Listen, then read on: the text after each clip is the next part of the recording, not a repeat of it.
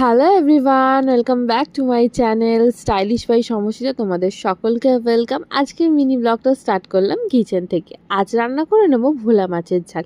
Fridge open করতেই দেখি এই কটাই ভোলা মাছ পড়ে রয়েছে, তাই জন্য তাড়াতাড়ি করে ভাবলাম যে মায়ের থেকে জেনে একটা ভোলা মাছের ঝাল রেসিপিটা বানিয়েই ফেলি। মা তো কী কী মশলা লাগবে বলে দিয়েছিল, কিন্তু আমিও নিজের মাথা থেকে কী কী মশলা লাগবে সেগুলো আরও অ্যাড করে এই মাছের ঝালটা বানিয়েছি। তাই ভাবলাম তোমাদের সাথে একটু রেসিপিটা শেয়ার করে নিই। এখানে দেখো আমি পেঁয়াজটাকে জিরি করে কেটেছি, আর সাথে ফ্রিজে ধনেপাতাও ছিল। ভোলা মাছে কিন্তু ধনেপাতা লাস্টে দিলে ভীষণ টেস্ট হয়। আর সাথে একটু না টক দই একদম অল্প পরিমাণ জল দিয়ে একটু ফেটিয়ে নিয়েছিলাম।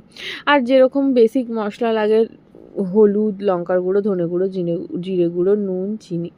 আর এখানে দেখো আমি মাছগুলোকে একটু ভেজে নিচ্ছি। আমি না একটু কড়াভাবেই ভেজে নিলাম মাছগুলোকে। আর সাথে ফোড়নে কালো জিরে, কাঁচা লঙ্কা, জিরি করে পেঁয়াজ কেটে দিয়েছিলাম। ভালো করে ভাজা ভাজা হয়ে এলেই সাথে আমি রসুন আর আদা বাটা দিয়ে দেবো। ভালো করে আমি একটু কষিয়ে নেবো। আর তারপরে আমি কিন্তু টমেটোটা ব্যবহার করিনি, তার পরিবর্তে আমি টমেটো সস দিয়েছিলাম। একটু টক ঝাল মিষ্টি মতো যাতে টেস্টটা আসে, একটু নুন দিয়ে দিলাম।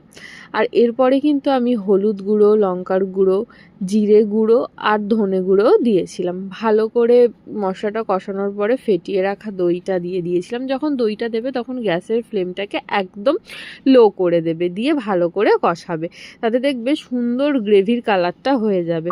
তারপরে একটুখানি পোস্ত বাটা দিয়েছিলাম। পোস্ত বাটাটা দিয়েছিলাম যখন, তখন ভালো করে কষিয়ে নিতে এর কিন্তু গ্রেভির কালারটাই দেখো একদম অন্যরকম হয়ে যাচ্ছে। মশলা কষানো যখন হয়ে যাবে তখন কিন্তু একটু সাদা সর্ষে বাটা অ্যাড করে একটু জাস্ট কষিয়ে নিয়েই জলটা দিয়ে দেবে, এবং তাতে ঝোলটা যখন ফুটে আসবে তখন একের পর এক ভাজা মাছ দিয়ে দেবে।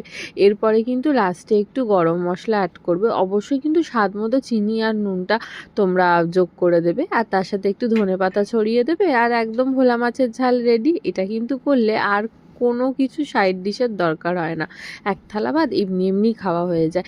ভিডিওটা ভালো লাগলে অবশ্যই চ্যানেলটাকে সাবস্ক্রাইব করে দিও, লাইক করতে তো একদমই ভুলো না। Thank you.